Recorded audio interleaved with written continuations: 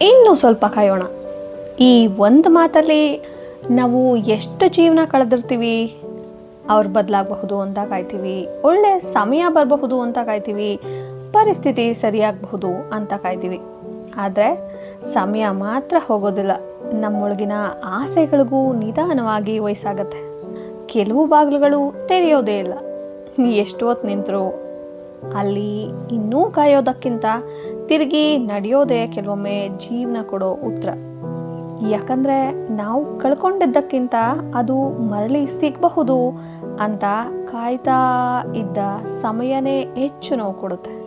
ಹಾಗಾಗಿ ಎಲ್ಲ ನಿರೀಕ್ಷೆಗಳಿಗೂ ಕೊನೆಯ ದಿನಾಂಕ ಇರಲಿ, ಆದರೆ ನಿಮ್ಮ ಜೀವನಕ್ಕೆ ಅಲ್ಲ. ನಾನು ಪವಿತ್ರ, ಇದು ಕ್ಯೂರಿಯಸ್ ವೈಬ್. ಆಳವಾಗಿ ಯೋಚಿಸಿ, ಹಗುರವಾಗಿ ಬದುಕಿ, ಒಟ್ಟಿಗೆ ಇನ್ನಷ್ಟು ಚಿಂತನೆಗಳನ್ನು ಹರಡೋಣ.